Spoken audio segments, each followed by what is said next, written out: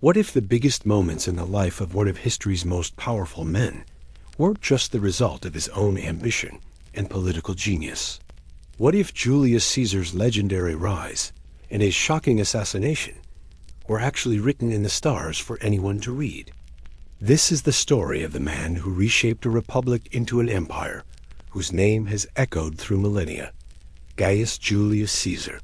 His life was a masterclass in military strategy, political maneuvering, and a cult of personality so strong it bordered on the divine.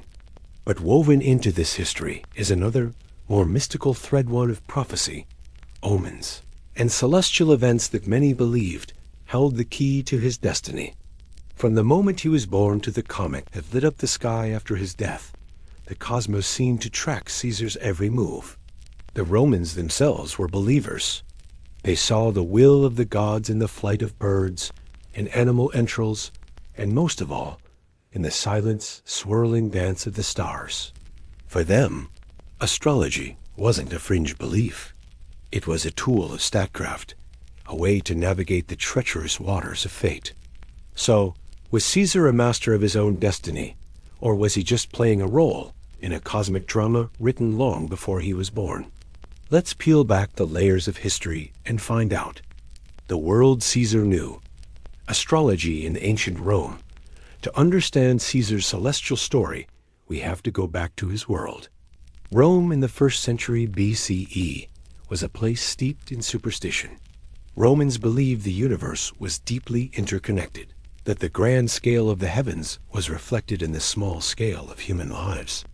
The gods weren't just chilling on Mount Olympus. They were the planets, and their movements across the night sky were a direct message about their moods and intentions.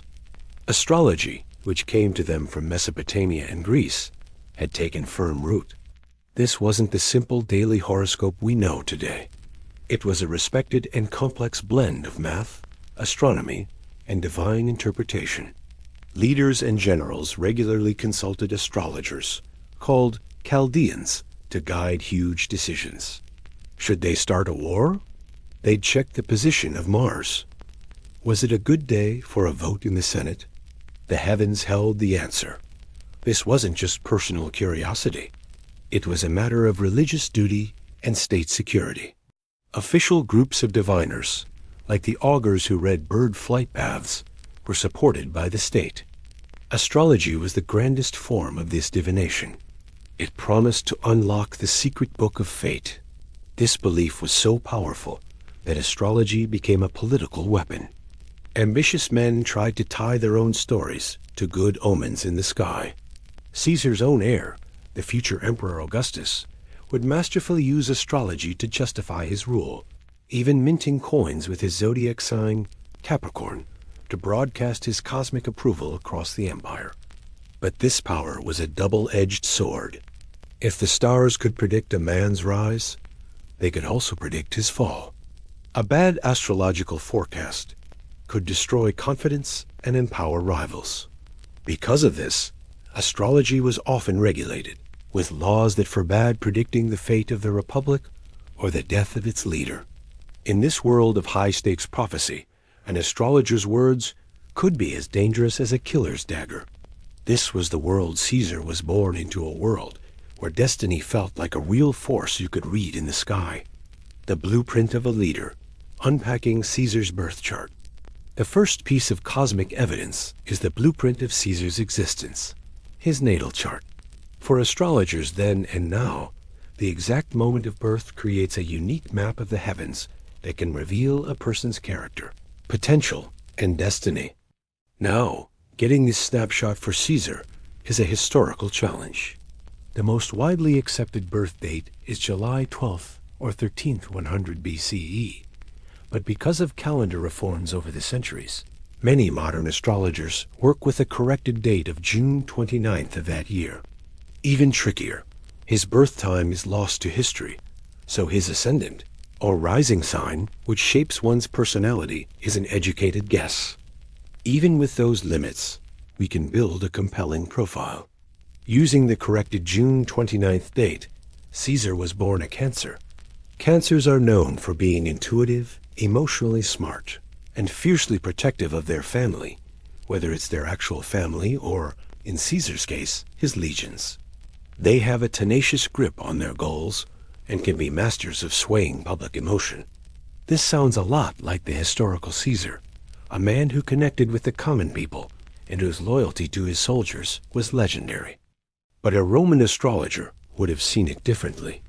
They'd have looked at the planets as gods. Here, modern reconstructions of Caesar's chart are fascinating. Many suggest he had a Libra ascendant.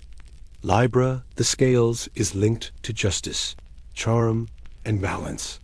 This would give him an innate charisma and a strategic mind, perfect for making alliances in the Senate. He wasn't just a conqueror. He was a brilliant politician, and a Libra ascendant speaks directly to that. Looking at the planetary aspects, the relationships between planets, the picture gets sharper. Astrologers point to a powerful Mars, the god of war, in his chart. In the most accepted reconstructions, Mars was in the versatile and quick-witted sign of Gemini. This placement would grant him immense mental energy and the mind of a master tactician, someone who fights with strategy and words just as much as with a sword, a perfect fit for his military genius. A favorable angle between Mercury, communication, and Jupiter, fortune, would also indicate a mind capable of persuasive speech and grand strategic thinking. However, the stars also hinted at the danger that followed him. A challenging opposition between Venus, relationships, and Saturn, authority and hardship, could point to a life marked by powerful enemies and betrayals. This aspect speaks to a conflict between his desire for partnership and the harsh realities of power that would lead to his downfall. A Roman astrologer would have seen this as an ominous sign of a fated struggle with the establishment. Caesar's natal chart reads like a blueprint for both greatness and tragedy. It shows the potential for ambition, leadership, and genius, but it also contains the seeds of his own destruction. For Roman, this wasn't just a suggestion. It was a divine script for the monumental and perilous path that lay ahead. Celestial omens of power. As Caesar climbed the political ladder in Rome, the stars didn't just describe his potential. They seemed to actively endorse his journey. In a world where every strange celestial event had meaning, a string of good omens was seen as divine validation, a sign that the gods themselves were clearing his path. Roman leaders would never start a big project without seeking auspicious signs. For Caesar, a man known for his meticulous planning, aligning his actions with good omens would have been second nature. It was both a personal belief and a powerful tool of psychological warfare. Announcing that the gods favored an upcoming battle was a fantastic way to boost his army's morale and intimidate his enemies. While we don't have the specific astrological forecasts for his early campaigns, ancient writers often linked a leader's success to divine favor. We can imagine Caesar's personal astrologers carefully picking dates for his biggest moves, timing them to coincide with planetary positions that signified victory and fortune. Astrologically speaking, his military campaigns were likely powered by the influence of Mars, the planet of war, and Jupiter, the planet of luck and expansion. When these planets were in favorable positions, it was seen as a celestial green light. These were the moments to march, to conquer, and to take huge risks that paid off. His daring invasion of Gaul and his lightning-fast victories would have been seen not just as proof of his genius, but as proof that he was working directly for the gods. Caesar's public image was built on this special relationship with the gods. He famously claimed to be descended from the goddess Venus, a lineage he used for political gain. By linking himself to the planet of prosperity, he was signaling that his rule would bring good fortune to Rome. Every victory just served as more evidence of this divine connection. The stars became part of his political platform. To his contemporaries, these weren't abstract theories. They were real signs of approval from the heavens. Each success, amplified by priests and astrologers, reinforced the belief that Caesar wasn't just another ambitious politician. He was a man of destiny, guided by the stars toward unheard of power.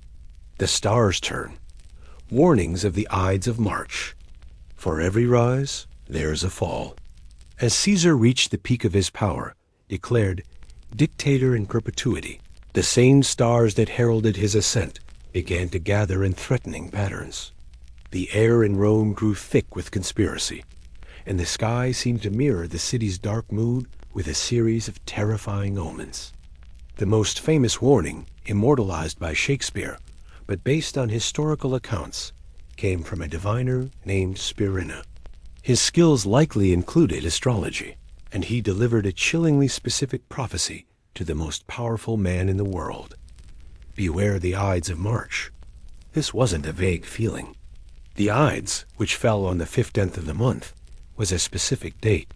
A celestial clock was ticking down to a moment of extreme danger. The historian Plutarch says Spirina had analyzed animal sacrifices and found them deeply unfavorable, pointing to a threat against Caesar's life. The celestial omens were just as disturbing. In the days before the Ides, strange things were reported. The sacred urns of Mars, kept in Caesar's house, supposedly rattled in the night. Doors to his bedroom reportedly flew open on their own. And most personally for Caesar, his wife, Calpurnia, was tormented by nightmares. The night before his death, she dreamt she was holding her murdered husband in her arms. She begged him not to go to the Senate that day. Caesar, a man who had built his career on heeding good signs, was now facing a storm of bad ones. Yet he hesitated. On the morning of the Ides of March, he was leaning towards staying home. But one of the conspirators, Decimus Brutus, persuaded him to go, mocking the warnings and reminding him that the Senate was waiting. As Caesar walked to the theater of Pompey, he saw Spirina in the crowd. With a hint of triumphant dismissal, Caesar said to him, "The Ides of March are come." Spirina's legendary reply was as cold as it was prophetic. "Aye, Caesar, but not gone." Astrologically, the Ides of March marked a major shift, with the sun moving from passive Pisces to assertive Aries. For Caesar, this would have highlighted the sector of his chart ruling open enemies. An ancient astrologer would have seen the gathering of planets there as a period of intense vulnerability. Caesar's choice to ignore the warnings from the heavens, his wife, and the diviner suggests a man who had perhaps come to believe he was invincible. He dismissed the soothsayer and walked on, into the Senate and into legend. An autopsy of fate, the astrology of assassination. On March 15th, 44 BCE, the warnings came true. Inside the theater of Pompey, a group of senators calling themselves the Liberators surrounded Julius Caesar and stabbed him 23 times. For modern astrologers, looking back with precise data, the chart for that fateful day is a cosmic autopsy, revealing a stunning pileup of planetary transits that perfectly describe the event. On the day of Caesar's assassination, his birth chart was under a planetary assault. Transiting Saturn, the planet of endings and authority, was in a direct confrontation and opposition with Caesar's natal sun, which represents life force. This is a classic indicator of a major life crisis or a final, devastating challenge from authority figures, in this case, the senators. At the same time, Pluto, a planet unknown to the ancients, but used by modern astrologers to represent destruction and conspiracy, was likely conjunct Caesar's natal moon. The moon governs the public and one's inner self.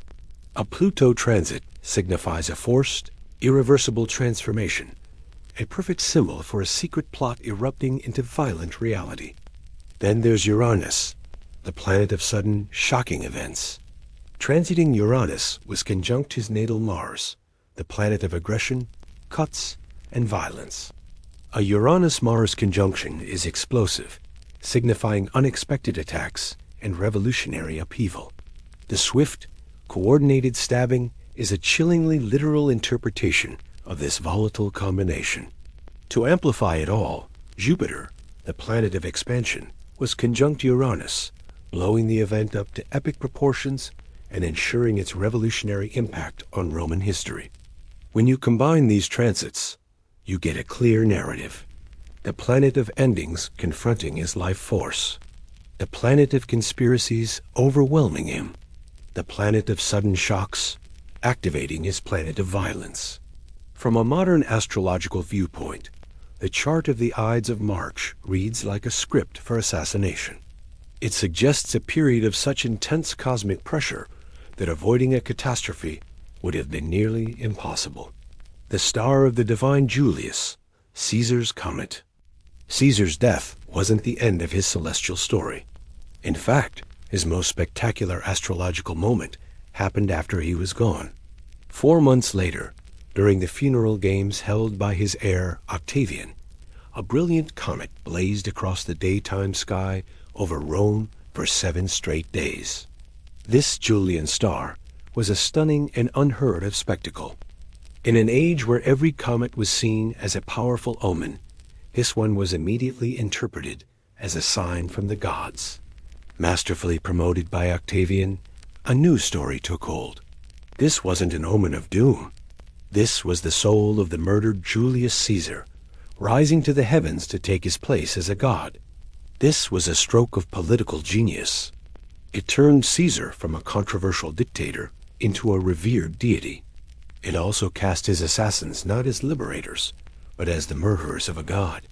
And most importantly for Octavian, if Caesar was now a god, then he, as Caesar's adopted son, was the Divi Filius, the son of a god. This gave him a divine authority none of his rivals could claim. He quickly minted coins depicting the comet and Caesar's deified head, spreading the message across the Roman world. The comet, known to astronomers as C43K1, was a real and exceptionally bright event recorded by observers in both Rome and China. It was the final chapter in Caesar's celestial saga. His birth chart may have laid out his potential, and planetary transits may have signaled his bloody end. But the Julian star was his cosmic coronation. It transformed a tragic murder into a divine ascension, paving the way for the end of the Republic and the birth of the Roman Empire. Caesar's story shows how powerfully the stars have captured our imagination, influencing politics, religion, and history itself. What do you think? Was his fate sealed from the start? Or was it all a case of brilliant political spin, human choice, and tragic coincidence? Let us know your theory in the comments. And if you enjoy unraveling historical mysteries like this, make sure to subscribe so you don't miss our next investigation. So, could the stars have predicted Caesar's life and death? The answer is a fascinating mix of historical belief, astrological interpretation, and brilliant propaganda. For the ancient Romans, the answer was a clear yes. They lived in a world where the cosmos was alive with meaning. Caesar's rise was marked by good omens, his fall was preceded by dire warnings, and his death was confirmed by his own star in the sky. To them, ignoring these signs was the ultimate act of arrogance, and Caesar paid the price. From a modern astrological view, the case is more about potential.